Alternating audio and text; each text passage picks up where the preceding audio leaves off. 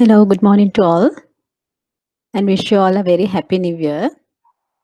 Hope you all can hear me and see the presentation. Yeah, yes.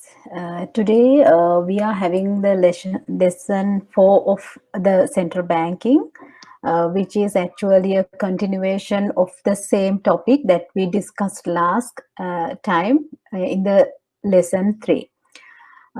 This is again about the functions of a central bank. As I mentioned you in the last session, we are with reference to this the function of the Central Bank of Sri Lanka. So I hope that you all remember that last week I mentioned that these functions are again directly related with the responsibilities of the central bank. So I think in lesson 2 we discuss about the responsibilities of the central bank. Under the responsibilities, we saw that there are some co-responsibilities as well as some other responsibilities are there and trusted with the central banks. Accordingly, the functions of the central banks also we can divide it into two categories to meet the co-responsibilities. Central bank is involved in co-functions, and also to meet the other responsibilities, central bank is doing some other functions. Accordingly, last time I mentioned that we are under this topic we are going to discuss about 10 functions come under the co-functions. So the last week we discussed the first 5 co-functions of the Central Bank of Sri Lanka. And today the focus is in this lesson is to discuss the rest of the co-functions. There are the later 5 functions as you can see here. So we are going to discuss about these 5 co-functions and also the other agency functions, right? As I mentioned, these functions are conducted by the Central Bank of Sri Lanka to meet the other responsibilities given to the Central Bank of Sri Lanka. So let's go one by one of the co-function and see what they are about. Here you can see that we have already discussed the first 5 functions. Now we are going to discuss today from here, from the 6th co-function, provision of settlement facilities and the regulation of the payment system. Here we are. So, normally why we need to have a payment and settlement system. We all know that we all are in day-to-day life, we are having several kind of exchange, right? We are going to buy something or sell something. So always that payment and settlements are involved in these activities. So basically we can say there are 3 types of payment and settlements are taking in place. Exchange of goods and services. We know that in a barter system, you may have learned before that there is a system that we can exchange good and services for another good and services, which is called the barter system, where there is no monetary unit is using for these transactions. But at the same time of this exchange of good and services, the payment and the settlements, there are 2 type of activities are happening. You know that when you are going to buy something that you have to pay, right? So that settlement is there. So there are two components are there when you are going to buy something, right? The payment and settlement. So that these 2 activities are happening at the same time, or real time, right? The other one is the payment with cash. Again, the settlements are in real time. You know that when you are going to use the cash, you are going to buy the good, the settlement is happening because you are going to give the cash so he can settle, so that the whole activity is settled at that time. So it is a real time, right? Payment with cash is like that. But when it comes to checks, credit cards, debit cards, or sometimes there can be some other kind of new digital type of payments like QR code or mobile cash or something like that. So you can see that payment and settlement may not be executed at the real time. So the same time it is not happening. You know that when you are going to use your credit or debit card, you may have seen that sometimes you can see that it is recorded, or even you can receive alert, mobile alert, telling that your account is debited, right? But at the same time it is not being credited to the seller's account. That is what the settlement part. So settlement part takes time. So only one part of the activity is happening at the real time. The settlement part, it takes some times, right? You can understand it is a very common scenario when you're going to use some other kind of instrument to do your transaction in addition to cash, right? So that's why we really need to have a very efficient, well-functioning payment and settlement system, right? So when you are going to use only cash, it is not a problem. If you have trust on the cash, so you can use. If there is a general acceptance for the cash, no problem, you can use cash. But we know that it is not practical, right? When you are going to especially in the current situation, we all experience that most of the transactions that we saw, that people try to even buy vegetables or day-to-day consuming goods, or sometimes a very preliminary type of goods also, they started to purchase online. So not using the cash, but the other payment instrument like credit and debit cards. So at that time we saw that how much it is important to have a efficient and secure payment and settlement system in a country.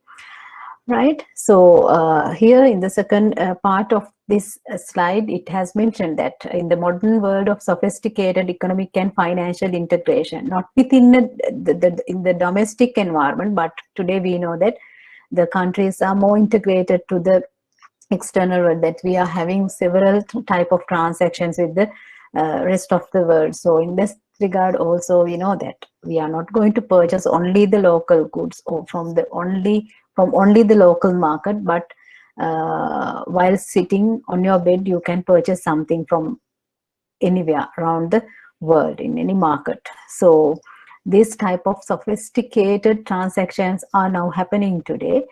So most of these payment and settlement take place through different type of payment and settlement system. There are several type of payment and settlement systems are there. But anyway, in order to have, or in order to use such kind of a payment and settlement system, there are some facts should be there to facilitate that system. A system should be trustworthy for people to use them. Yeah, it is obvious. If you, even when you are going to use cash, if you are not going to use cash, if there are so much of counterfeits, right? So you are reluctant to use cash in the case that there are a lot of counterfeits are there in the circulation. Like in the same way, if you heard that as an example, you know that PayPal, there is a one system that you use when you are going to purchase something online. So there are several systems. In case that you have heard that PayPal is something that it is not good because some people that can hack the system, or people can misuse the system and all, that you are not going to use the PayPal again like that. It should be trustworthy. All the people should have that mindset to use that, because we can rely on this system. Like system should be trustworthy for the people to use them, otherwise people are not going to use that system.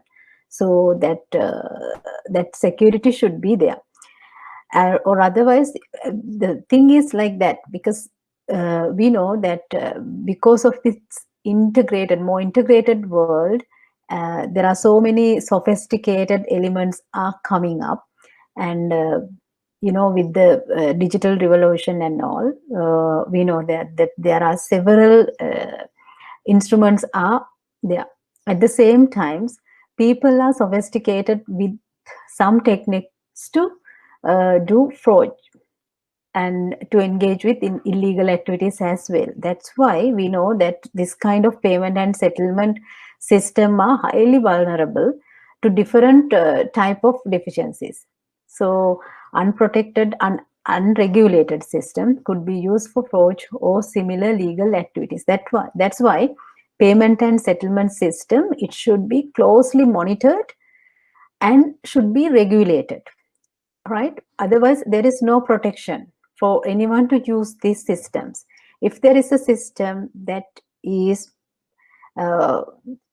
which can be maintained by any party, but if there is no regulation, or even you don't know who are the users who can come and use the system, and if there is no control over the users, or there is no any mechanism to regulate the system, that there can be so many that activities can happen. They can misuse the system, because that funds are transferring from one end to the other end. In between, there are several things can happen if it is not closely monitored and regulated. And there should be some kind of a that there should be several techniques, or the mechanism should be in place to protect the system. Otherwise, there can be many deficiencies can happen. Okay, in case that if something happen like that, it can impact on the whole financial system. Why? Payment and settlement system is the essential element in a financial system. I hope that you have learned about the financial system. There are several entities are there. Central bank is actually the apex institutions or the regulatory body in the financial system. And I think in the first lesson we discuss about that. And banks are also they are in the system. In addition to that, the payment and settlement system is there. It is like the infrastructure that provides facilities to transfer funds from one end to the other end. So it is always should be there, the payment. And without the payment and settlement system today, there is no way that we can have a financial system, like, because there are we know that in addition to cash, there are several instruments are in place today. That's why. So but at the same time, that payment and settlement system should be secured one, and also the well functioning one. It should be in addition to the security, that people need to have the efficiency of it, right? If it is not functioning well, again people are not going to use the system, right? There are two aspects in that regard though. So that one thing is the well functioning system, at the same time it should be secure. Two type of characteristics should be there with respect to the payment and settlement system, right? So that's why CBSL is entrusted with the responsibility for regulate the payment and settlement system in the country, because then only we can ensure that public trust is there, right? So how the central bank has got that power to act as the regulator? There is a separate act. It is called Payment and Settlement Systems Act number 28 of 2005. It has given the power for the central bank to actually the central bank is the authorizer to regulate and supervise the payment and the clearing and settlement system in the country. So yes, so accordingly, this what the central bank is doing. We have to provide guidelines and also leadership for all the establishments and development of the payment, clearing and settlement system. So there are several players, not only the banks, but some private entities are also there, right, as a part of the system. But these all parties, that they have to act according to the guidelines given by the central bank and also under the leadership of the central bank. To do that, there is a special council, national level council. It is called the National Payment Council, NPC. That council is chaired by the Deputy Governor of the Central Bank of Sri Lanka. And also the other members are the main stakeholders in the payment system. Some banks are there, Lanka Clear is there.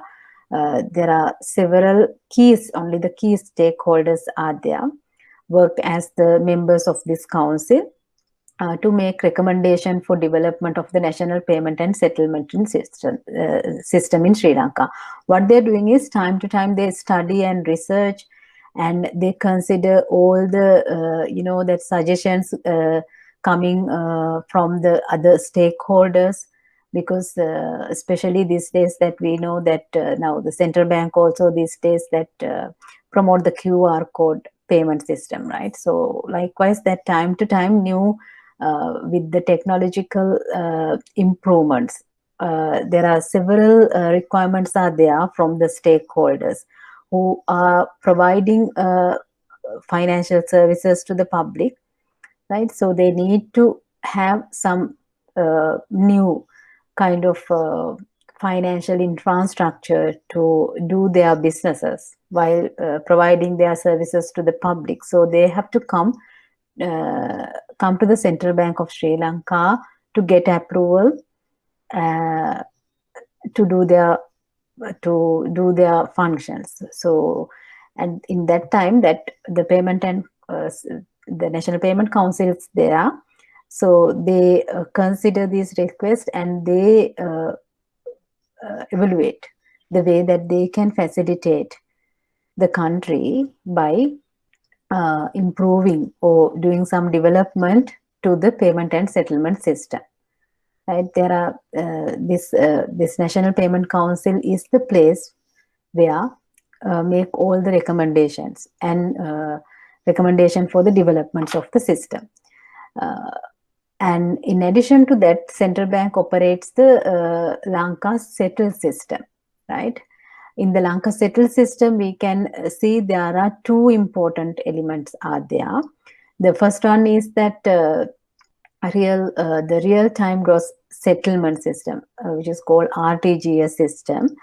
It facilitates, it is actually the fund settlement component. The other one is the Lanka Secure system.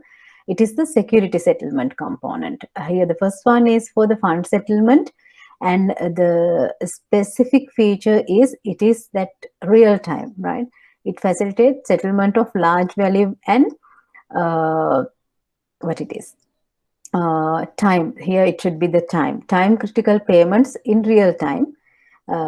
So settlement risk is no there at the because the settlement part is happening at the same time of the payment, so that settlement risk is eliminated. That means that it is going to happen at the same time, the real time, so that settlement is not going to take time to happen. So the both payment and settlement is happening at the same time, the real time. This is the system there. Yeah, so normally we can see that you may have heard about the interbank call money transactions and government security market transactions, open market operations, and clearing house transactions are the main type of transactions happening under this system. So these all transactions are facilitated by the RTGS system.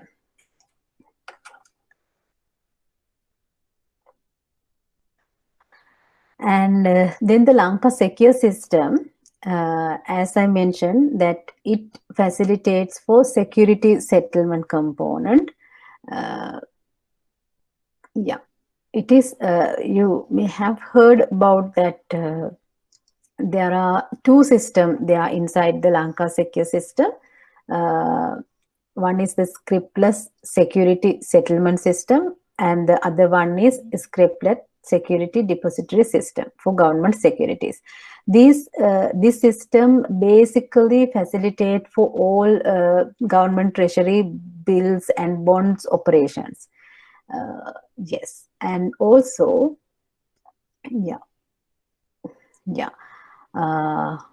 So now you have to understand basically the two difference in between these systems. That first one is the real-time gross settlement system. It facilitates basically the fund settlement component, and the Lanka Secure system, it facilitates the security settlement component.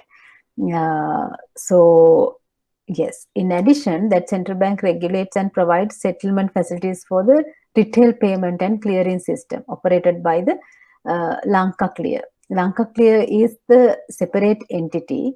It is a separate institution which is functioning like a national clearing house, which is jointly owned by the central bank and the commercial banks.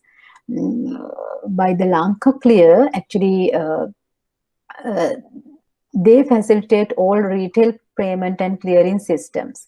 That check imagination, that that bank to bank there are, in a particular day, that we can see there are load of checks are transferring from one bank to the other bank. So all these check clearance system is happening under the Lanka Clear Private Limited.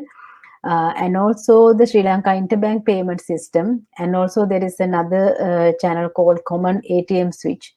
That that what is the Common ATM Switch means, that now you know that when you are going to use your debit card and you need to withdraw some money from a one particular bank, that you no need to go to the ATM machine owned by that bank.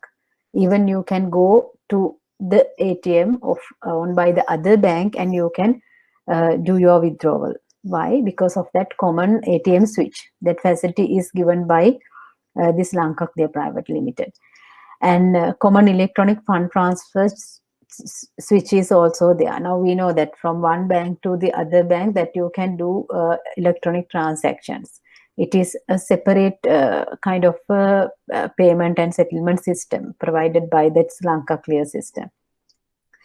And also with the increase that we know that these days that all the digital and electronic payment systems are getting popular, especially the QR code also there, and some mobile payments are now that getting popular. So for these all retail type of transactions, that the Lanka Clear Private Limited they are providing that payment and settlement facilities for this under the close supervision of the Central Bank of Sri Lanka, because Central Bank is closely supervise and regulate these all systems, right?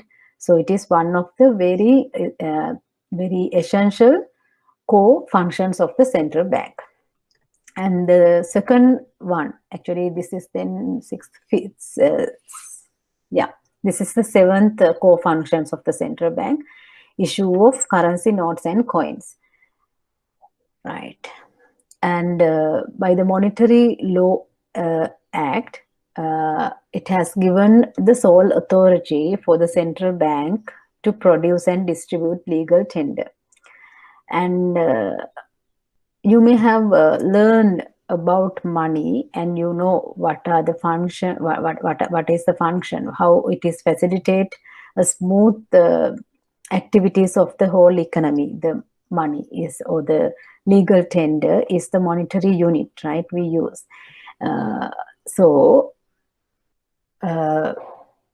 In relating to this monetary unit or the legal tender, there are several functions that central bank has to engage with: estimate the currency requirement and ensure the availability of sufficient stock to meet regular and contingent requirement. There is no maximum limit imposed on issuing currency, but then how we know how much currency people need, how much we have to issue to the public, how much currency and notes should be there in the circulation. So always the central bank has estimation in this regard. Basically, the currency issue is happening based on the transactions demand of a currency. What is transaction demand? Transaction demand means people need currency to do their transactions. So what they are, why? They need to buy goods and services. So basically the amount of money that required by the people depends on the value of the GDP. That means that people use money to transact goods and services produced by the country. So it is basically dependent on that. But beyond that, there are several factors that the central bank is considered when they are going to estimate the currency requirement. And it is not that much easy for them to estimate the exact currency requirement, because that some that time to time that currency requirement can be changed, because sometimes that in a disaster situation like that the nation needs more and more currency to facilitate some special kind of activities happening in the economy. So likewise, that time to time the central bank estimate the currency requirement, and the central bank cannot say, because being the sole power of producing and having the sole power of producing and distributing the legal tender, for any reason that central bank cannot say that we don't have enough currency. So to meet the real requirement, that the central bank has to ensure the availability of currency. So always central bank is maintaining sufficient stock of currency to meet regular and contingent requirement. Contingent means that sometimes that there are different kind of shocks are there. So like I said, that in case that there is a disaster, you may have heard at the time of tsunami that people, that all economic activities were highly affected. So at that time, the government has to inject some money to boost the economic activities. So at that time, and also like one-way transfers, that means that people have to be given some kind of financial support. At that time, central bank should have some more stock of currency other than the regular requirement to meet the day-to-day transactions. Likewise, that always central bank has to meet the requirement and also keep some stock of currency to meet in some contingent requirements as well. And also, in order to meet the first function, always central banks has to arrange with currency note printers and coin minters to place the orders with required security features. So that sometimes the value or the face value of the currency is higher. That, as an example, that that how many denominations that we have today, there are I think 8 denomination of notes are there and coins are there. So that we know that the face value is the highest denomination is 5,000, but we know that the cost of that paper money, it is just a paper, no? It is not just a paper like A4. It is a special kind of a paper that is made out of a very cotton-based, very specific security paper. So anyhow, that we always have to place orders with the printers and also with the coin minters. So there are several arrangements are there, so that central bank has to arrange these things with the most suitable printers and minters to place, and then they have to place orders. And also they have to take decision on what are the security features that we need to embed it on the currency notes, especially in the higher notes, to mitigate any counterfeit efforts. And also at the same times, that how many currency notes that we have to order, and also time to time they have to design the currency note, and also they have to that introduce new or higher denomination currency note, like we introduced that 5,000 notes. Okay, now 10 note is not there anymore, because we know that the higher the frequency of usage, that very easily that note can be get damaged. So now we are having only 10 coins, not the notes, like that. These are very specific kind of decisions that has to be taken by the central bank for the whole nation. So these decisions, always the central bank is taking these decisions, and also recommended and approved by the finance ministry. And then the next function is issue currency coins and notes to banks on request by following the due procedures. On daily basis, that the central bank, there is issuing counters that they issue currency notes and coins for the banks. Normally, you know that the central bank is not doing transactions with the public, general public. So the central bank used the commercial bank as the channel of distributing the currency notes and coins to the public. So the day to day that the commercial banks are coming to the central bank with the particular amount of currency that they require to do their business daily basis. So they are coming to the central bank, and the central bank is issue currency notes and coins on regularly. They are issuing currency, and there are some procedures that the commercial bank has to follow in this process. And also at the same time, the central bank is accept currency from the banks as per the established procedures, because you know that I don't know whether you may have learned this before, but central bank is always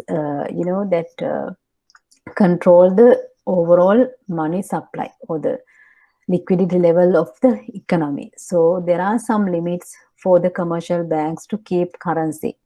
So always that currency in hand is the highly liquid asset.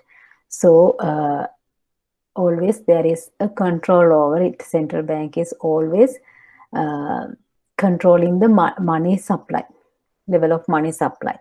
So in this regard, that there is a particular level for each and every bank. You may have heard about the statutory reserve requirement as well. So the commercial banks, day to day, that they have to deposit excess cash with the central banks. In case that they are having any shortages, that they have to come to the central bank, then at that time central bank issue currency to the commercial banks. And for the banks that who are having excess cash, so they are going to deposit this currency overnight basis, probably on overnight basis, that they are going to deposit in the central bank. So the central bank accept this currency from the banks, and there are several procedures that they have to follow. Process use currency notes to separate serviceable and non-serviceable. The other thing is that you know that these days that you may have seen that the central bank publish a series of what it is called, that not an advertisement, but some public awareness programs or the awareness campaign that central bank conducted to with respect to the clean note policy, which is that central bank encourage people to use the clean note, and any unclean note that central bank requested public to go and deposit with the banks. Now you can see in the circulation, that means that when you are going to buy something from the market, or when you are having or use currency notes, that you can see easily that the currency notes are now in a good condition, not extremely good condition sometimes, but not in a very extreme bad condition as well. So the level of cleanness of the currency in Sri Lanka now has been improved because of that clean note policy established and promoted by the Central Bank of Sri Lanka. So under this, in order to promote this, what the Central Bank has to do is all the currency notes deposited by the commercial banks, that within the Central Bank, there is a process that they at the same time they are counting all the deposits that the commercial banks are deposited with the Central Bank. Central Bank sort this currency, and some currency notes are not unserviceable. Unserviceable means that they are not in a good quality to reuse. So these are unserviceable and serviceable notes. That means that again these notes can be used. So reusable notes. So the Central Bank separate all the currency notes deposited by the banks into serviceable and unserviceable notes. Those unserviceable notes are going to be destroyed, and the serviceable notes are going to be recirculated again with the new or the very fresh currency notes. That is one sub-function under this co-function of issue of currency notes and coins. And the other thing is remove unserviceable currency note from circulation and destroy. There are some rules and regulations that Central Bank has implemented. So no one can write on the note or destroy any note. In case there is something happen or damage the currency notes, that you have to go and deposit it with the commercial bank. So the commercial bank's responsibility is to deposit it with the Central Bank. So we can easily take it out from the circulation. So we can keep and maintains the cleanness of clean note policy. So that is there. And also the Central Bank conducts awareness programs to currency handlers and the general public on security features. Why? Because then only people know these are good, that these are the genuine notes and these are the forged notes, or otherwise there is a space for the counterfeiters to do their business. So that's why time to time the Central Bank conducts awareness. No, it is not actually the time to time, but regularly that awareness programs are going on island-wide to educate the people on the security features. Then people are more aware on the security features, means that counterfeit efforts can be discouraged, right? So people know how to recognize the genuine notes from the counterfeits. And also, what are the legal procedures in case that someone encountered with the counterfeit notes, that what that person can do. These are the things that we are educating to the public. And also Central Bank educate all the currency handlers in banks, you know, that there is all the banks, that there is a separate unit to handle currency. So these officers in commercial banks, they should know what are the currency notes and what are the procedures in case that they encountered with the counterfeit notes. This is one of the other function that Central Bank is doing. And the other thing is cooperate with law enforcement authority to mitigate counterfeit efforts. You may have sometimes heard about that there is a special unit under the CID of the police to work with respect to the counterfeit notes. So always that the Central Bank cooperate with this unit or the officers of this unit to mitigate counterfeit efforts. In case that any counterfeit effort reported, that Central Bank has to cooperate with them and facilitate them to do their investigations, because we know that the Central Bank knows that what are the features, security features embedded in the currency notes. All the security features that sometimes you cannot see by the naked eye. Some special security features are there for only the Central Bank specialist can identify. Sometimes we have to use some special kind of tools to see those security features. So likewise that, and also all the notes that you may have seen that in a currency note there is a serial number. So with this serial number, that the central bank knows when this currency note issued to the circulation. So whether it is in which batch, like, so very easy to identify whether it is a counterfeit or a genuine note. So likewise, that the central bank is cooperate with this law enforcement authorities to take action against those counterfeit creators. So that's how the central bank facilitate, mitigate counterfeit efforts. And the other thing is issue commemorative coins and notes to make events or personalities of national importance. Very recently, also central bank issue a new commemorative coin. Time to time, there are several requests coming from the government to issue a commemorative. This is commemorative coin. Sometimes it can be used for day-to-day transactions, or sometimes it is going to be very valuable thing that you are not going to use for day-to-day transactions, because that face value is less than the real value of the coins. So there are two types of commemorative coins or not.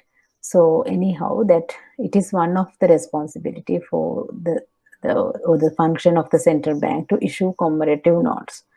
So probably to make any event, a special event or a person which is having a national importance to be remarkable, right? This one of the function of the central bank come under the issue of currency notes and coins. The other core function is compilation and dissemination of economic data and statistics. CBSL is the economic advisor and policy maker. So it is the monetary authority. In the main function is issuing currency, legal tender. But you know that other than that, there are several functions that the central bank is conducting or involved in. So this is one of the other activity in order to act as the economic advisor or to make policy decisions, right? What we really need the central bank, we have to have a very sound information, data and information platform, or otherwise how we can advise, how we can take decision. Basically, we know that in our personal life also, that when we are going to make any decision, right? So what we are doing, we normally, on what base that we are making our decisions, based on our past experience and also the present situation, right?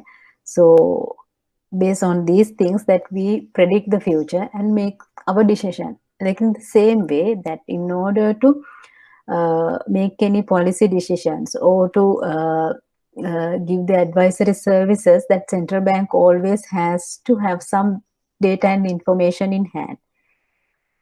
And also the central bank is actually a very comprehensive research hub, like. So we are having a pool of data and statistics with the central banks, that upon this actually based on the analytical basis, that we predict the future environment of the economy. That's how that central bank is going to be the economic advisor or policy maker to support the macroeconomic stability. So it is not just a one element of the economy, but the central bank, being the apex institution, that it has to have a very helicopter type of view, that it should be all the elements of the economy should be closely analyzed, and then only the central bank can make policies to support towards the macroeconomic stability. And the ultimate objective of all these activities is to foster sustainable growth of the country. So in that respect, what the central bank is doing is to collect economic and financial data.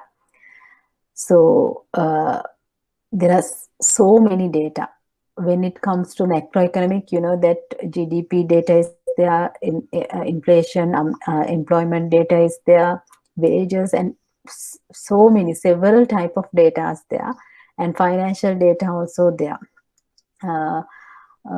From the financial system also, that daily basis that financial institutions are reporting data to the central bank.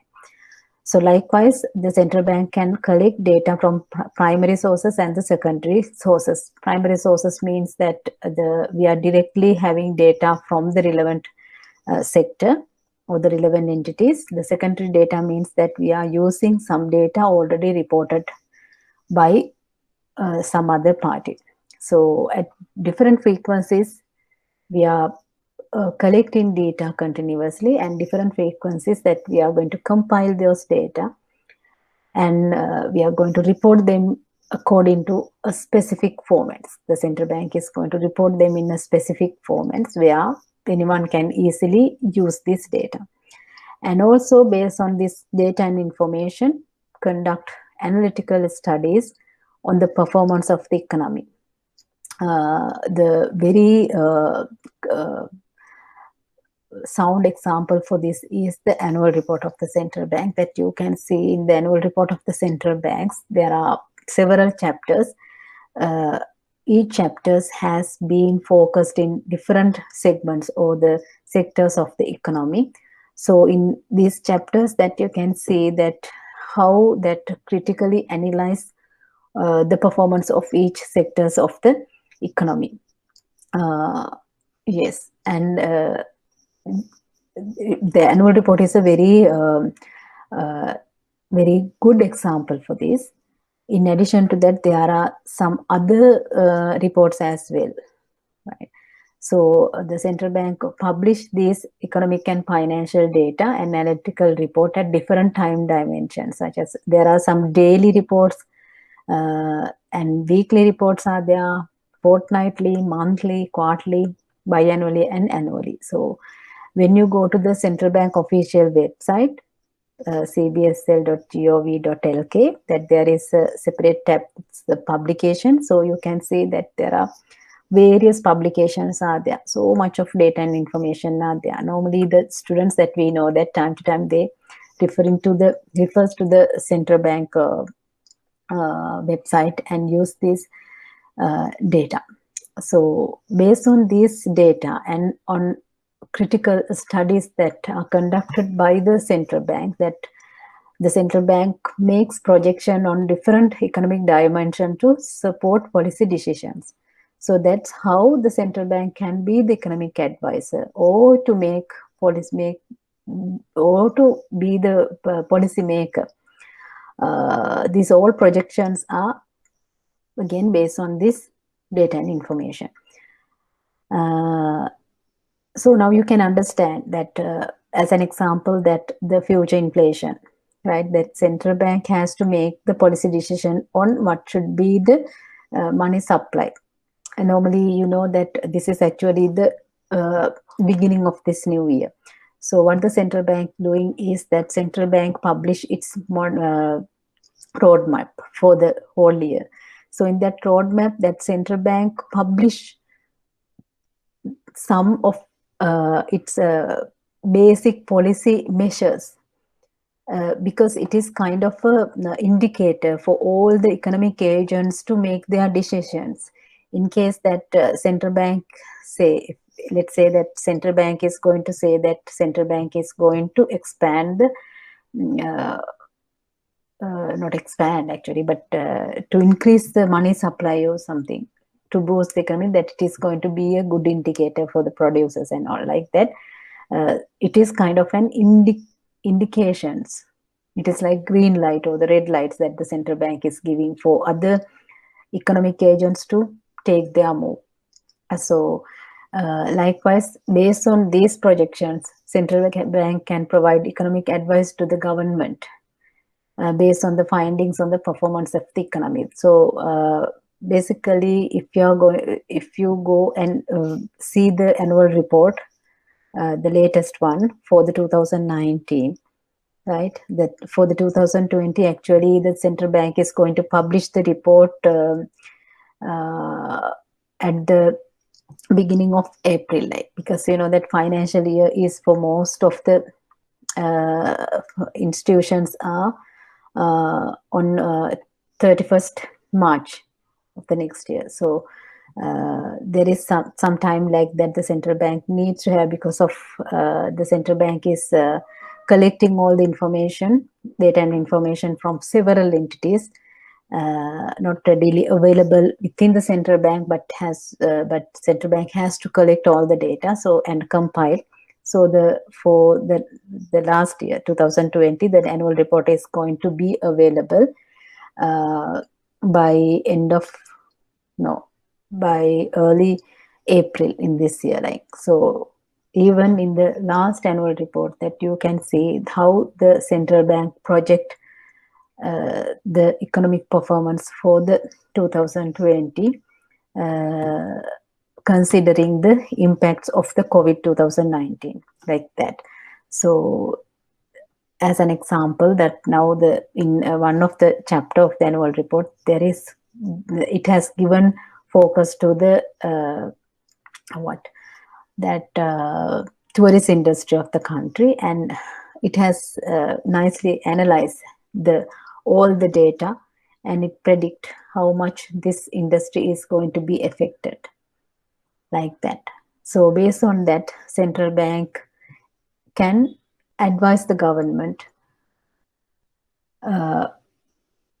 because we can see or predict the performance of this industry, which is going to be highly affected or more affected in case that we are going to have a very critical condition in the future. So based on these advices, the government can make their policy decisions or the national agenda, like that. So they provide economic and financial data to domestic and in addition to providing data and information, compile data and information, and make projections, and provide economic advices and make policy decisions, that central bank provides economic and financial data to domestic and international agencies. You all know that we are having a very close and collaborative links with the International Monetary Fund, IMF, and the World Bank. There are several agreements that we are having with these international agencies. Under these agreed agreements and on request basis, that the central banks provide economic and financial data to these agencies as well. This is one of the core functions of the Central Bank of Sri Lanka. And the next function is banker and financial advisor to the government. As the banker to the government,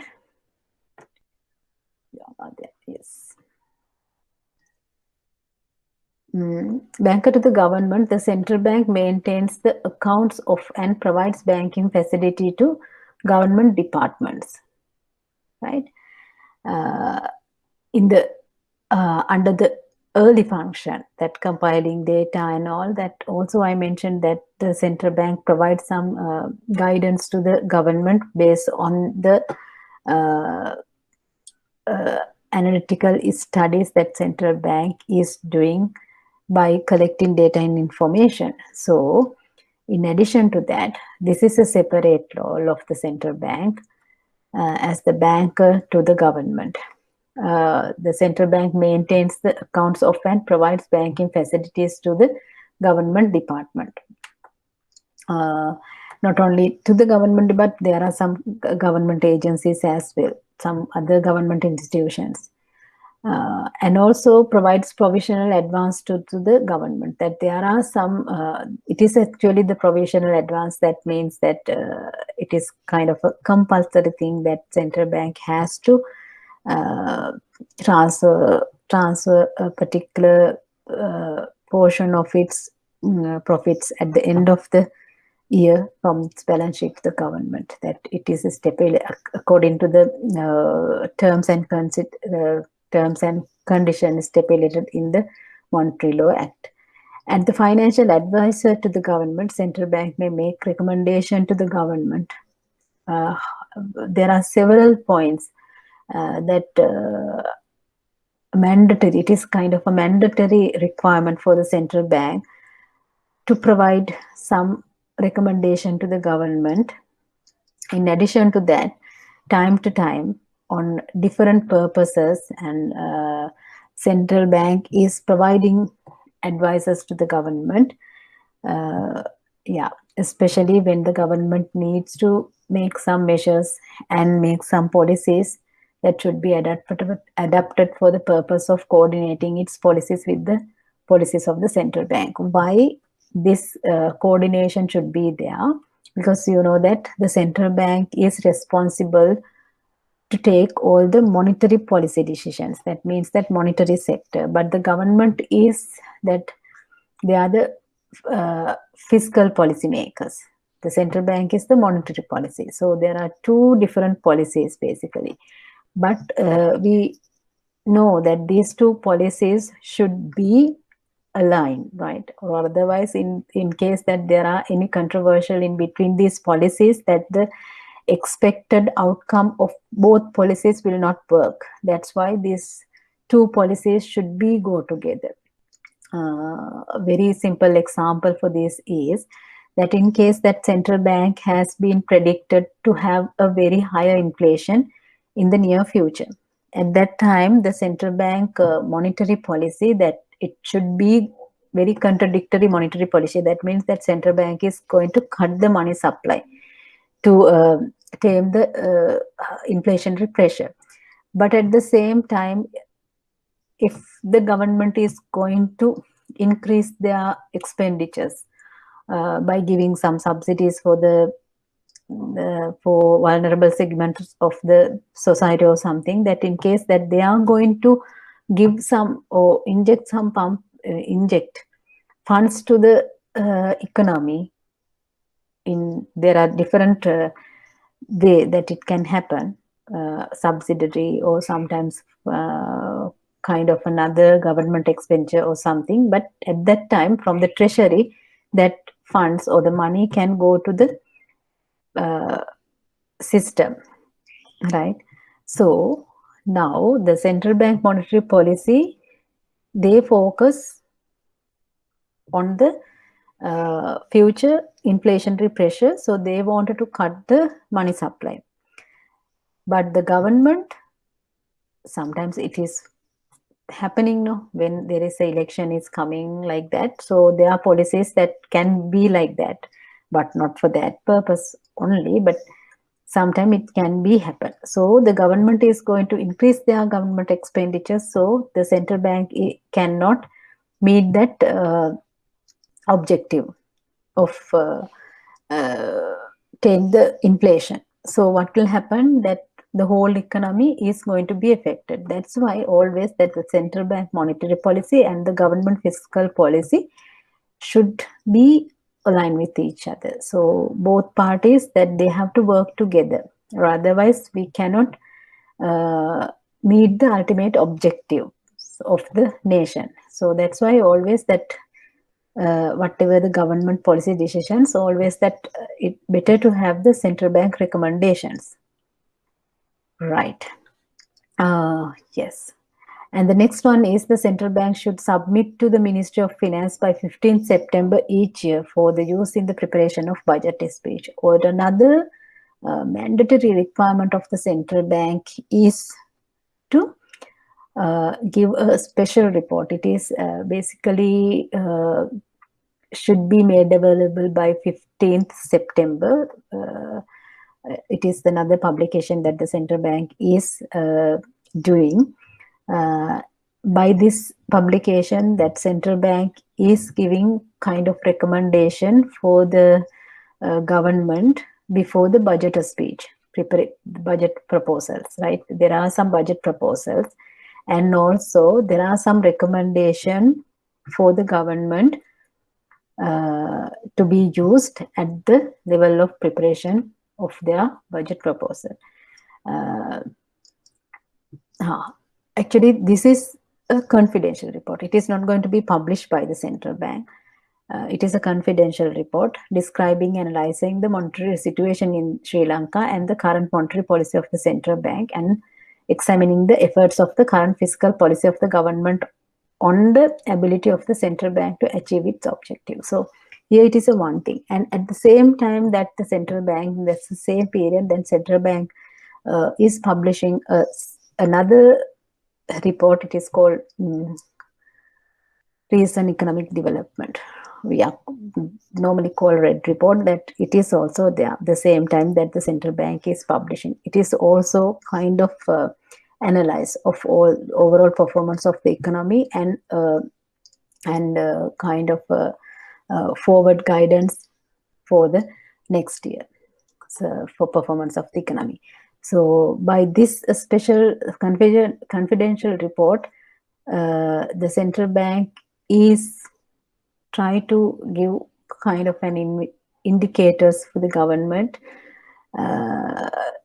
about the monetary situation in Sri Lanka, how the current monetary policy and also the impact of the current fiscal policy of the government, and also the ability of the central bank to achieve its objectives. So basically the same thing that I mentioned you, that in order to have that balance between the monetary policy and the fiscal policy, these information are really needful for the government to take most prudent policy decisions. And the next one is banker to commercial banks. As I said, that central bank is not providing banking facilities for the general public, but central bank is the banker to the commercial banks. In addition to being the banker to the government, central bank is the banker to the commercial banks. As here it is the commercial bank, not all the other banks or the financial institutions, because that financial institutions, that the commercial banks are the bankers for the financial institutions. Okay, as the banker to commercial banks, the central bank provides them current account facilities, settling payments to those accounts, like the same way that the public is maintaining their current accounts in the commercial banks. All the commercial banks, they are maintaining their current accounts within the central bank. So always the central bank facilitates settling the payments of these accounts. So that means that it is a current account facility. So in case that within the commercial banks, that they have to do some transactions time to time, in case as an example, the commercial bank A is having a shortage of fund, that bank B can, in case that they are having excess funds, that they can give these funds to the bank A. Like there are within banks that there are several transactions are happening. So at the point of the central bank, then central bank can settle this payment using these current accounts held by the commercial bank with the central bank. With respect to the settlement facilities provided to them, the central bank makes net settlement among the commercial bank. That's what I already mentioned, that net settlement among the banks that central bank can do in relation to the key payment and settlement system. What are these key payment and settlement system? Check, imagine and transaction system, Sri Lanka interbank payment system, common ATM switch, and the common electronic fund transfer switch. We are real time gross settlement system. We already discussed about the real time gross settlement system. So by using this system, that the central bank can facilitate for all commercial banks to have their net position by doing the net settlement among the commercial bank with respect to these transactions by using the real-time gross settlement system. These operations of the central bank contribute to the efficiency of the domestic financial system.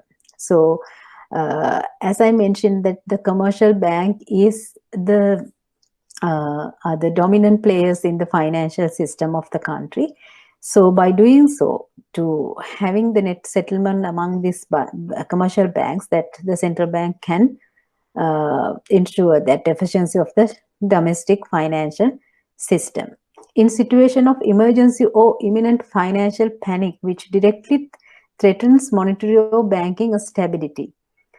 What it means, that we know that how the imminent financial panic can happen in case that the any commercial bank that they, in case that they cannot meet the public requirement to meet the public fund needs and all, that it can be impact on the monetary or the banking stability. It can be threatened for the whole system, right? So in case that the commercial bank that they don't have collateral to to meet their short-term liquidity problems, right? The central bank may also provide emergency loan to the commercial banks that are facing. Normally, we know that at the end of the day, the commercial bank, that they know what is their liquidity position. Some banks that they can ended up with the shortage, while others are having access. Likewise, for the next day transactions or to maintain their business, that they need to have cash or the liquidity, right? But the commercial bank can have, in case that they are having any shortage in their liquidity position, so they need to have funds. So what they can do is they can try to find fund from the interbank called money market, but to go to that market they need to have collateral. But sometimes, in case that they are not in a position with having enough collateral to go and borrow in these markets, what they have to do, that the central bank is there for them to give that facility, right? So it is called the lender of last resort facility. That means that the commercial banks that they are having some temporary liquidity problems and they don't have collateral. So what they have to do, they have to go to the commercial bank, because the central bank is providing funds for the commercial bank as the lender of last resort. The bank rate, that rate for giving these funds for the commercial bank is at a higher rate than the other rates. So this is how the central bank is providing services for the commercial banks to continue with their operations. And by doing so, that central bank ensure the smooth operations of the overall monetary and banking system, or the banking stability. This is the one of the core function of the central bank. And now we are moving to the agency functions. So see here that today now up to now that we have completed these five last core functions of the central bank. Now we have completed all the 10 core functions of the Central Bank of Sri Lanka. So now we are moving to the agency functions of the Central Bank of Sri Lanka: management of public debt and fiscal agent of the government, management and custodian of the Employment Provident Fund, management of foreign exchange, facilitating financial inclusion and balanced growth, financial intelligence services to prevent, detect, investigate and prosecute money laundering and terrorist financing. These are the 5 agency functions that we are going to discuss now, right? So yes, now we are here. So the first agency function is management of the public debt and financial agent of the government. So we already discussed the core functions of the central bank, being the advisor to the government and also banker to the government. In addition to that, there is another function again to facilitate the government by managing the public debt of the government and also to work as a physical agent of the government. As the physical agent to the government, central bank is responsible for management of public debt. What is public debt? That the debt on by the government. in terms of the section 113 of the Monetary Law Act and perform the following function. This function is doing by the central bank as is stipulated in the Monetary Law Act. There is a separate section in the Monetary Law Act that has given that or the delegated that function to the central bank. So what the central bank is doing, it analyzes the government borrowing requirement. So when the government treasury is there under the Ministry of Finance, that in at time that they need to find some fund, or in case that they are having any fund requirement, they need to borrow that. Why? Because that the government expenditure is higher than the income level, so there is a budget deficit. So how the government can meet the other government expenditure needs? The government has to borrow.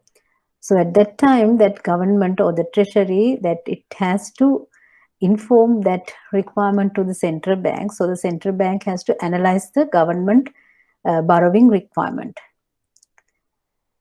right? So, and also what how much funds that the treasury needs and for how long. So in case that you are going to borrow, that basically there are two dimensions that we have to think of. The volume, how much we need to borrow, and for how long we have to borrow.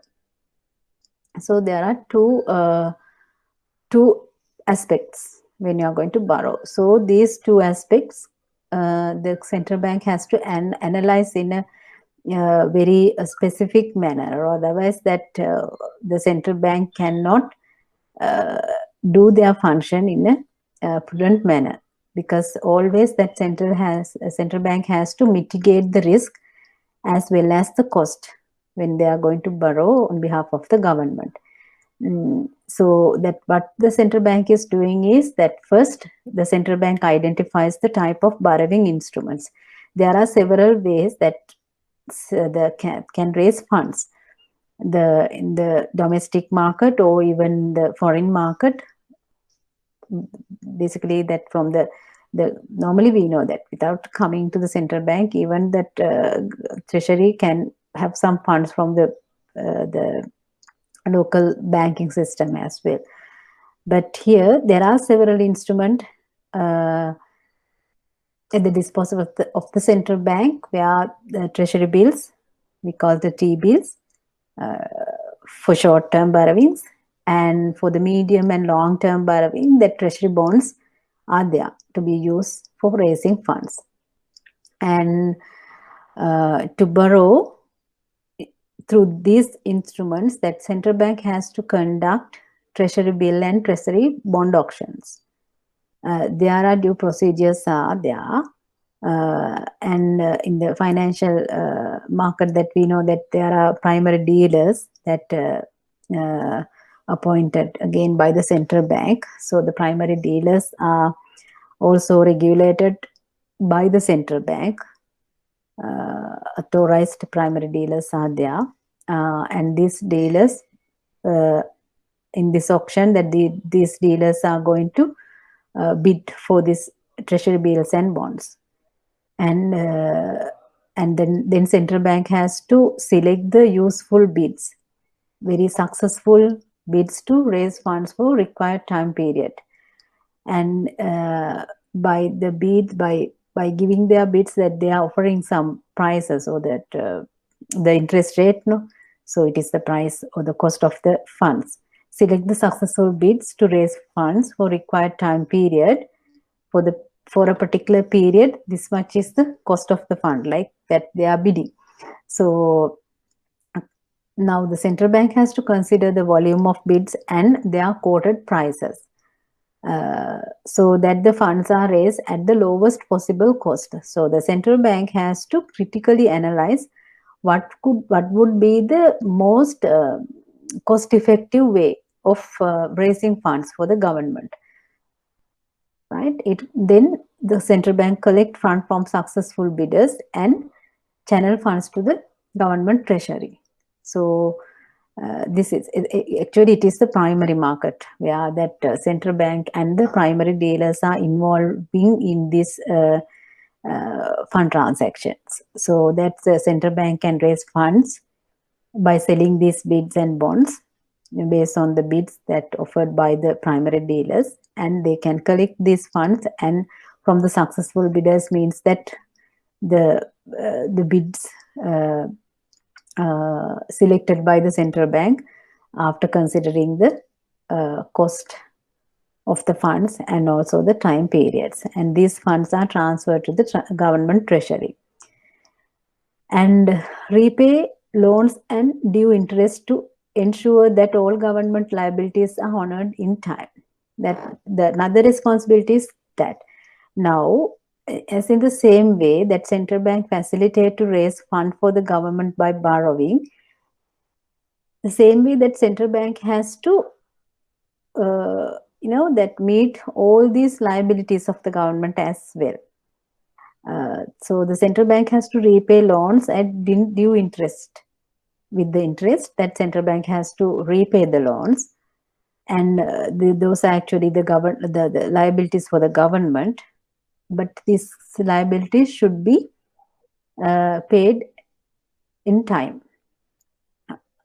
And issue license to select primary dealers of government debt securities. So as already mentioned, I mentioned already to you that there are primary dealers who are participating in the primary auctions. So for that purpose, that central bank has to issue license. There is a separate procedure to select suitable primary dealers of the government debt securities, so that central bank has to select and issue license for these primary dealers to come and bid in the primary auctions. And then central bank has to supervise and regulate the activities of the primary dealers to ensure compliance of all rules and regulations. So as I mentioned that at the primary auctions that central banks sell treasury bills and bonds on behalf of the government for the primary dealers. In the secondary market, that primary dealers are going to sell those bills and bonds in the secondary markets for the banks or other financial institutions to the public.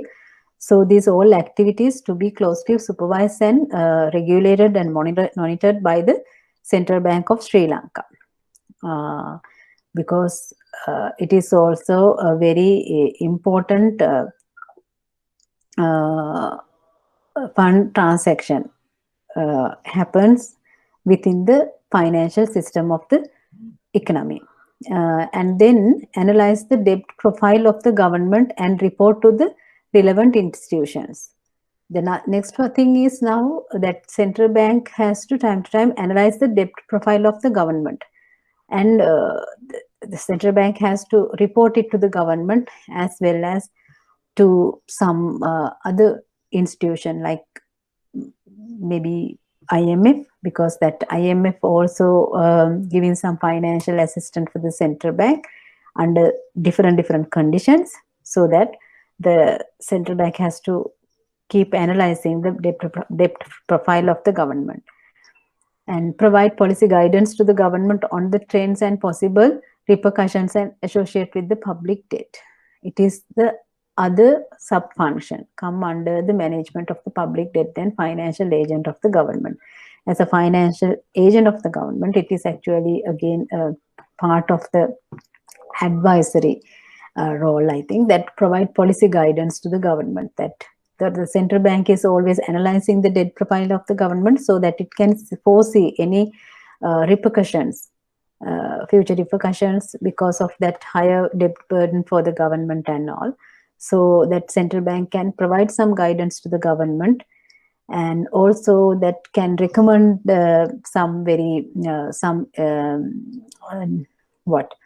any other way of raising funds for the government, like that. And what is the next function? It is the next agency function, which is management and custodian of the Employment's Provident Fund, EPF. You all have heard about the Employees Provident Fund.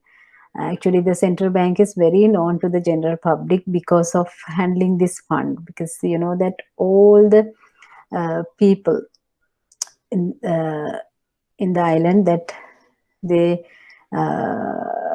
this is like their ultimate ultimate source or the resource, right, of their life, like that. So people knows central bank because of central bank is maintaining employees provident fund. It is the largest superannuation fund of Sri Lanka. It is managed by the central bank. Again, there is a separate act that power has been given to the central bank to manage this fund by the central bank. It is also the custodian of the fund. So we are having that the central bank is having the custodianship of this fund. Accordingly, the CBSL perform the following function in collaboration with related authorities under the Labour Ministry. So that there is a very close relationship with the Labour Ministry with respect to this management of this Employees Provident Fund. Maintain a database on the members of the fund and private sector employers liable to make regular contribution on behalf of their employers. So there is a very comprehensive database maintained and established in the central bank, and it is maintained in a very proper manner, which is having the details of all the members of the funds.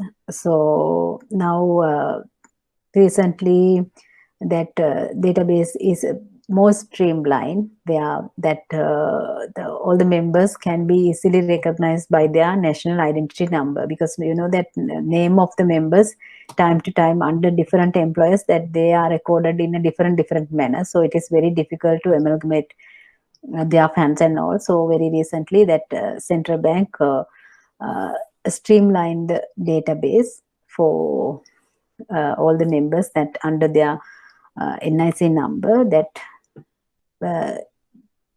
all the funds are coming under for each and every individual. Likewise, that all the members details are there in this system, and also the private sector employers who are liable to pay regular contribution, EPF contribution on behalf of their employers. So then it is easy for the central bank to to easily they can recognize who are the employers that who has not been made regular contributions to the fund. So that in case that there are some employers that who are not paid, that the central bank can inform it to the Labour Ministry. So all the employers that they are liable to pay the due contribution for their employers. And then the next function, sub-function, is collect the contribution at stipulated frequencies, that they have to quarterly wise or monthly wise. Likewise, that different employers that they have to pay their contribution to the fund. Invest the fund to earn maximum benefit at acceptable degree of risk.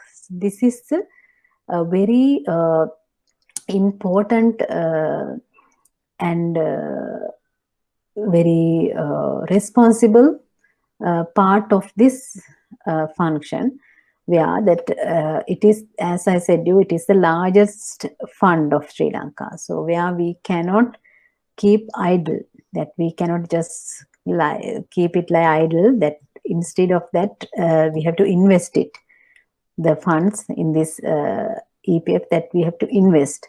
That's why there are some specialists in the EPF department of the central bank, so that they are the fund managers, that they are experts in investing funds. After analyzing the market's performance and all, invest the funds to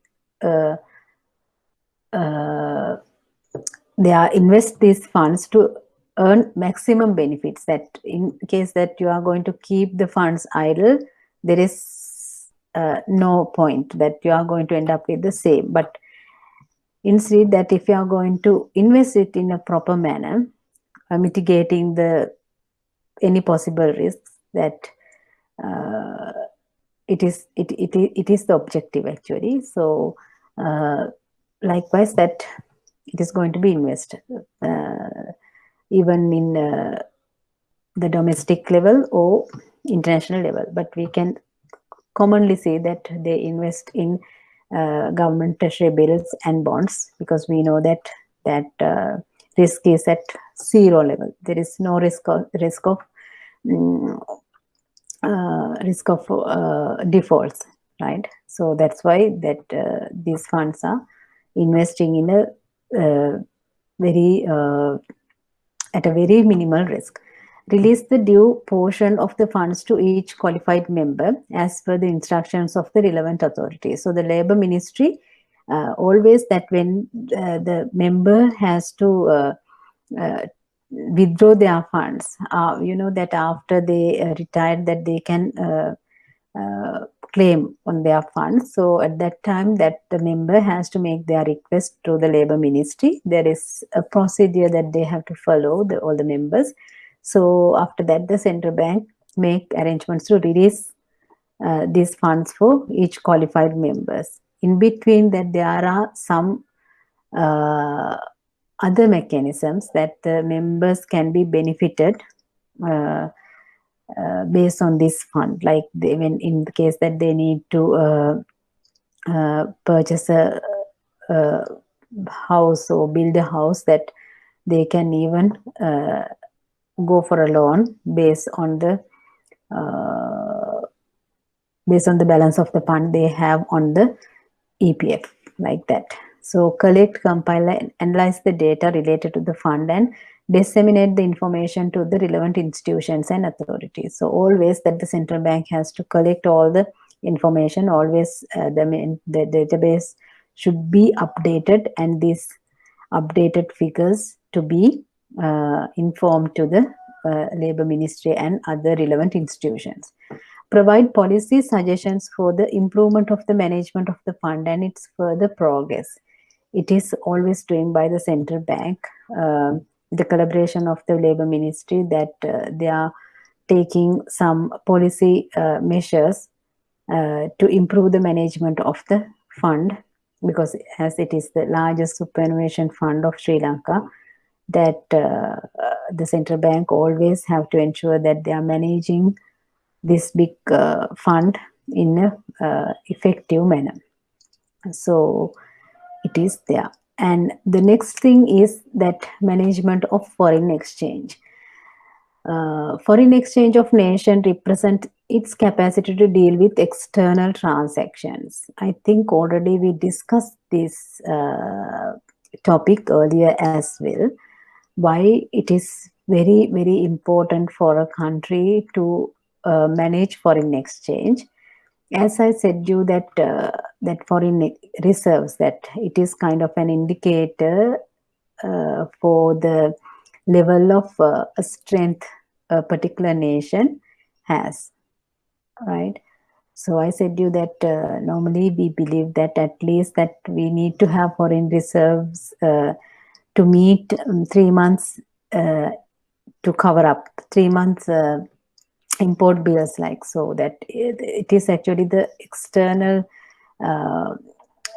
that how much we are strong to deal with the external sector of the economy, like. So foreign exchange of a nation, it represents the capacity to deal with external transactions. External transactions, there are several transactions come under the external transactions. Not only the import and exports, there are some other kind of transactions are there as well, that you can see when you are going to analyze the balance of payment. The balance of payment is the standard accountant procedure, that you are going to keep or the record all the transactions in relating to the external sector. So you can see not only the trade, account, there are several accounts are there. So all these transactions belongs to the external transactions.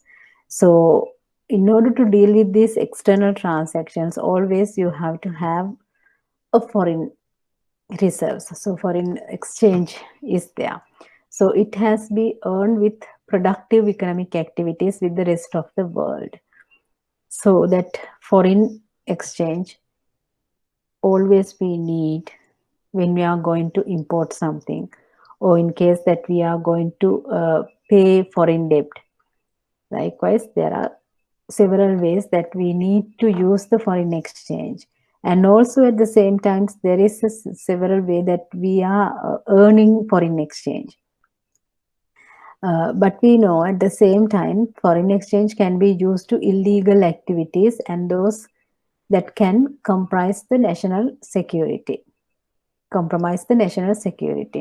It also can happen, right? So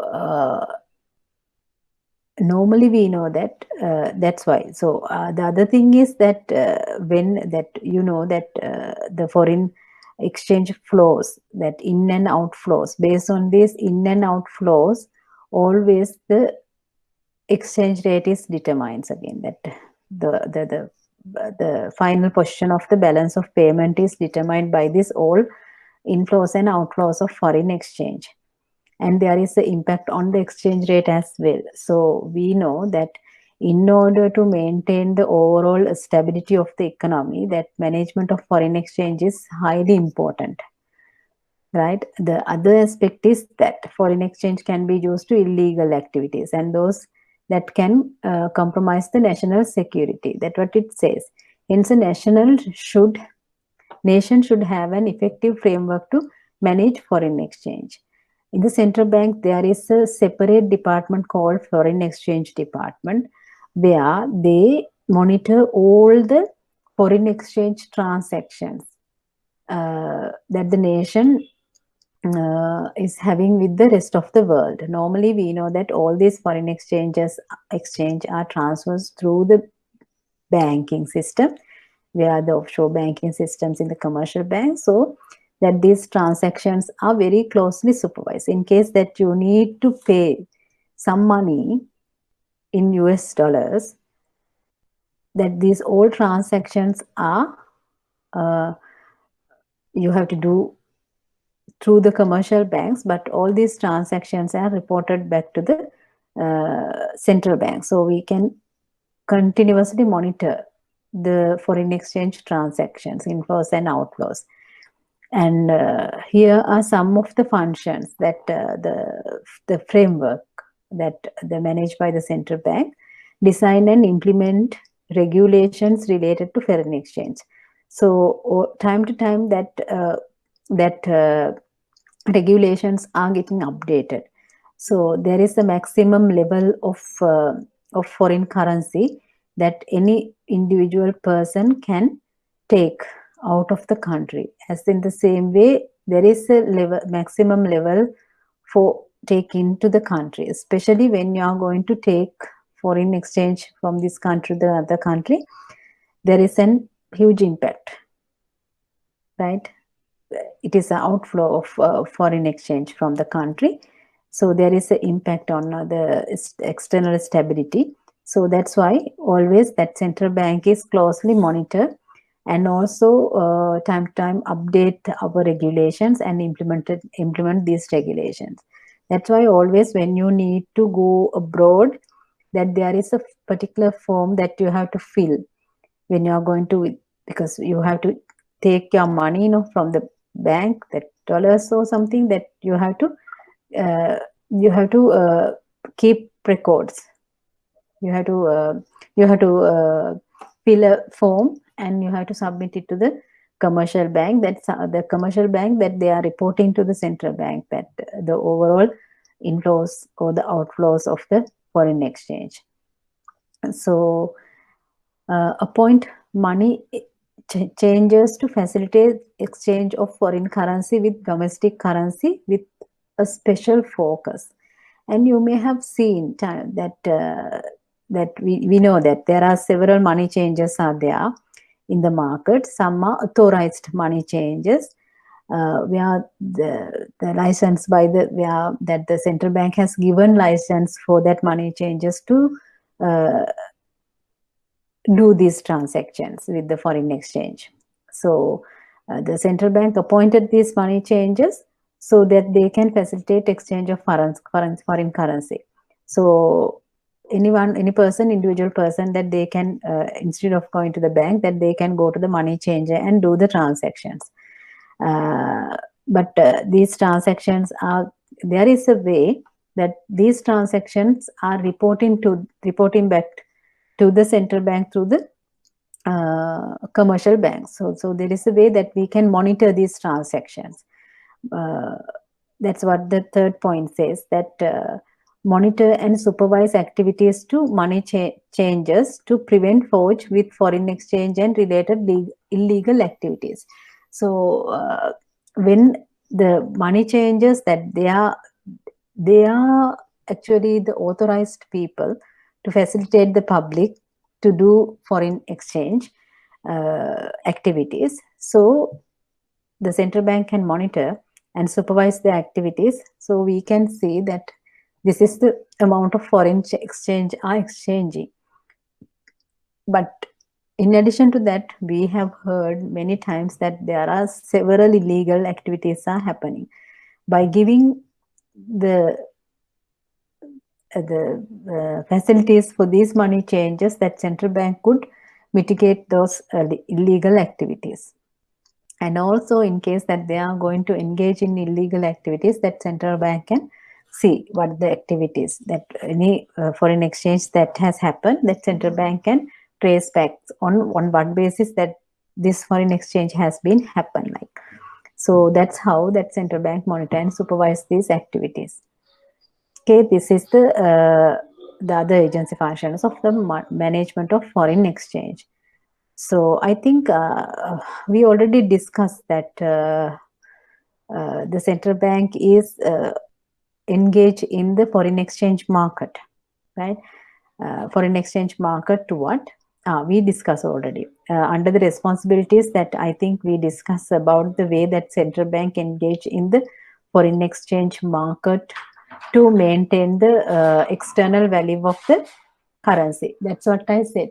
Yes, I was mentioning that we already discussed the central bank engage or intervene to the foreign exchange, the domestic foreign exchange market, to maintain the external value of the currency. What is the external value of the currency is the exchange rate, right? Remember, we already discussed that point.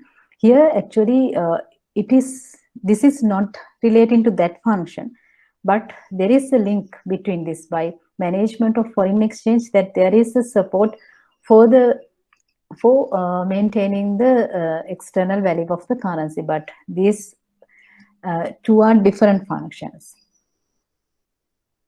Right. Then another agency function is facilitating financial inclusion and balanced growth.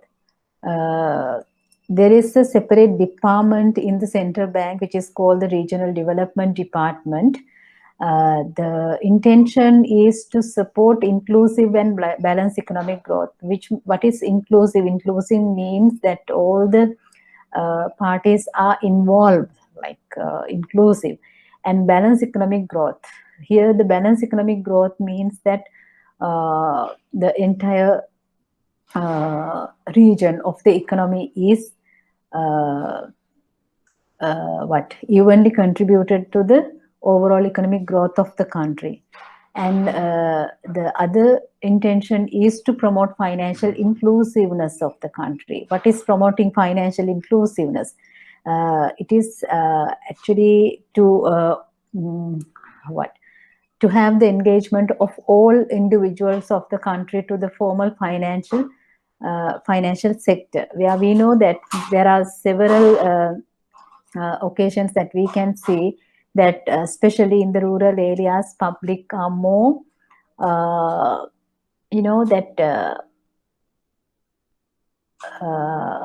engage in the informal sector. which can be adversely impact on their financial needs and all. But here the intention is to promote financial inclusiveness, is to bring all the individuals of the society to the formal financial sector. And by doing so, that the central bank is conducting various financial facilities like refinance schemes, interest subsidy, and credit guarantee schemes. These are fund facilities, or the kind of loan facilities that provided by the central bank with the participation of the commercial banks. Because as I mentioned already, that there is no way that the central bank can directly facilitate the public. So instead, what the central bank is doing, central bank can facilitate the public through the commercial banks, so that we call them that participatory financial institutions. To do these facilities, or to give these facilities, actually the central bank is not using its own funds, but probably we can say that on behalf of the central bank, on behalf of the government, central bank is implementing those refinance, interest subsidy, and the credit guarantee schemes. You can see there are three types of schemes. So the loan schemes are conducted by the central bank on behalf of the government. Actually, this function is the agency function. Agency functions means on behalf of the government, the central bank is conducting this function. Refinance means that the funds are coming to the commercial bank, even from the it can be the government fund or any other international fund that the central bank can use this fund, government or other international donor agencies or any other bank's funds. But central bank channel these funds through the commercial banks to the public at a very concessionary rate. These are the refinance loan schemes, where in first place that the commercial banks, that they have to give loans for the public at a very lower cost to the public. After they disburse this fund to the public, that the central bank is going to refund this fund to the commercial bank, which is called the refinance scheme. Interest subsidy means that you know that normally the interest rate is in the high concessionary loans, that the interest rate is lower than the market rate, where central bank is encouraging the commercial banks to give loans for the vulnerable segments of the society by giving an interest subsidy for the commercial banks. How it works means that there is no additional cost for the commercial banks for giving such loans to the public, because whatever the interest rate due to they offered the lower cost to the public, that central bank is going to give the interest subsidy for the commercial bank. As an example, let's say that the market rate is 7%. So the lending rate is 7%. So this commercial bank, the central bank encourage the commercial banks to give loan at a lower rate. Let's say the 4%. So the commercial banks are going to disburse the funds to the consumers at 4%. But the interest cost or the loss is 3%. So that 3% is to be subsidized interest rate, which is going to be given by the central bank to the commercial bank, which is this interest subsidy loan scheme. And the credit guarantee schemes is where normally we know that the commercial banks, they are reluctant to give loans to the poor segment of the people, because why? That the repayment capacity is less than the well-established businesses and all. But actually it is the segment that should be facilitated by the formal financial sector. So what the central bank is doing, there is a credit guarantee scheme in case that the loan is going to be defaulted, that there is a mechanism for the bank to meet that loss through this guarantee scheme. Right. These concessional credit schemes and credit guarantee schemes are funded by the central bank or either by the government or the government agencies and PFIs. Through the above schemes, the central bank serves individuals and business ventures in the widest spectrum of sectors. Normally, we know that for the let's say that the corporate sector or the well-established big businesses, that commercial banks are they're willing to give loans because they know that the repayment capacity is there, so there is no risk. Risk is there, but the risk level is minimal than they are going to lend for the individuals or the startup businesses, especially the micro and small or medium enterprises. So by introducing those schemes by the central banks that we promote, that the central bank promote, the agriculture and animal husbandry and other MSME sectors. In addition to that, in order to facilitate financial inclusion and balanced growth, central bank conducts several education programs. Some are skill development programs, improving financial literacy, and entrepreneurial development and post-harvest technology development. These are actually not just coordinated or conducted by the central bank, but with the collaboration of different relevant authorities or the ministries of the country. From a policy perspective, the central bank focuses on increasing financial inclusiveness in the country by way of addressing indebtedness among rural and financially excluded communities. Here it has mentioned that indebtedness, right? So the indebtedness, over indebtedness is one kind of a problem that the country is now facing. We are especially in the rural areas that we can see that most of the people are highly vulnerable to the informal sector, and also they are suffering from over in debt problems.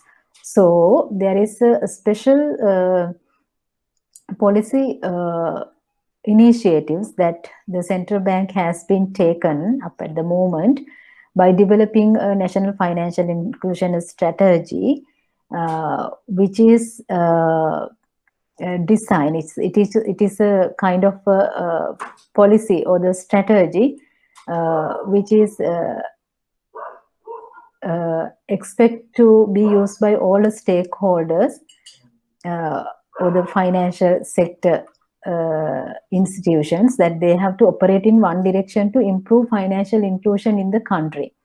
So at the moment that we know that there are several organizations are working towards improving the financial inclusiveness of the country, like NGOs, banks, there are government agencies, ministries, the central bank, and all the people are working.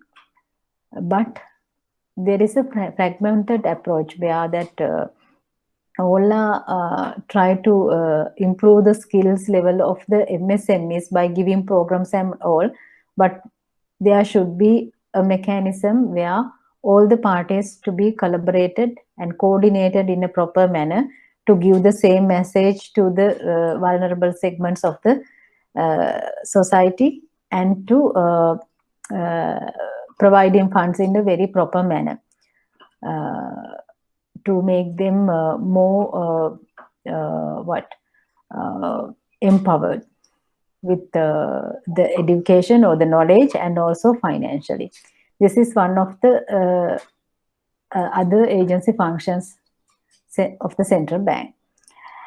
And the last one is, I think it is the last one here. The fifth one is the agency function is the financial intelligence services to detect and prevent money laundering and terrorist finance. I think last week also we discussed some aspects relating to that, where I mentioned about as the major function, where we can see here, I think. I think we discussed about that microprudent management of official reserves. I think under the responsibilities that already we discussed that. Yeah, under the responsibilities of that, financial intelligence services to detect and prevent money laundering and terrorist financing. Yes, money laundering and terrorist financing have become a great threat to the global economic and financial system, where we all know that what is money laundering means that that people that they earn money in a by involving in legal activities, but these monies are coming back to the system through the financial sector. So there should be a mechanism to identify these activities that normally that when we work that our employer is going to credit my salary to my bank account. It is not nothing illegal, right? But sometimes we can see some illegal activities are happening, and these transactions or the money are transferred to the bank account. So this is a way that the black money are getting washed to the white money. So and also terrorist financing have become a great threat. So these things are happening around the world, and so it is kind of a threat, especially when it comes to the terrorist financing. Hence, there is an effective international collaboration to mitigate such activities. Nowadays, not only within the domestic level, but at the international level, there is a way that we can monitor such kind of suspected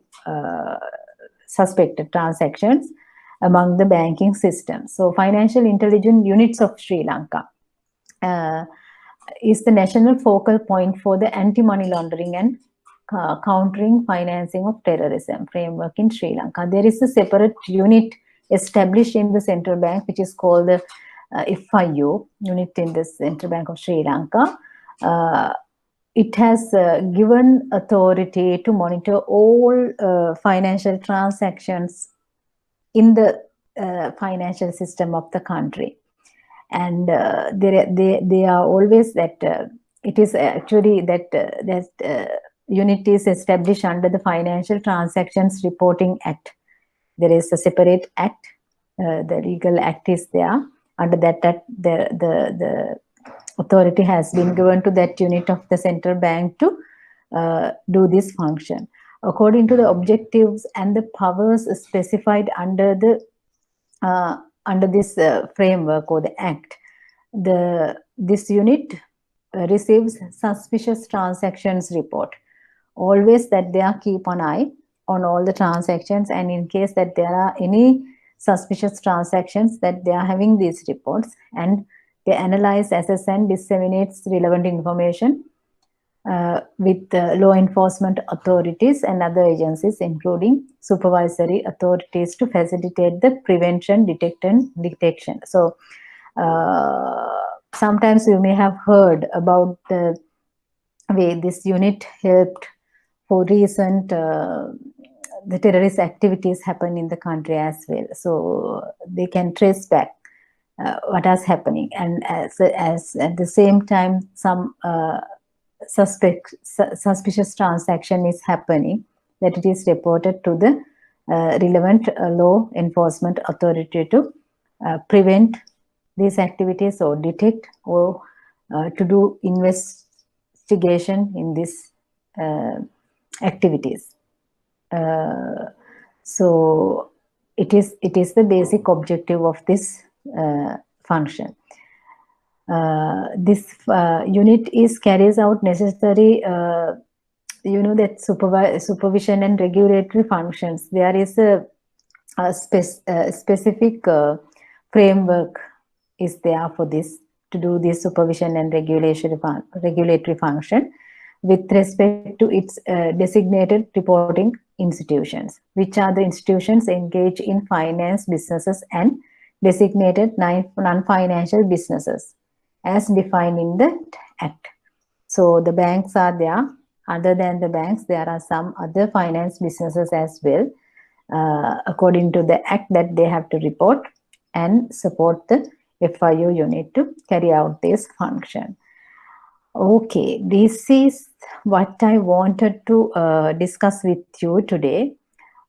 So now we have completed this topic, the functions of the central bank. So here we discussed the second part of the topic, where we covered 5 core functions and also the agency functions of the Central Bank of Sri Lanka. So the next lesson is on the organizational structure of the central bank. So again, I'm going to referring to the Central Bank of Sri Lanka, where we are going to discuss about the way the Central Bank of Sri Lanka is organized and the activities of different department level. So you can have the overall idea of the central banking after we discuss that part as well. Okay, thank you so much. I think for today that it was my intention to discuss and finish the function of the Central Bank of Sri Lanka. Now you can ask any question that you have, or even you can type in the chat option, under the chat option, or otherwise we can conclude the session.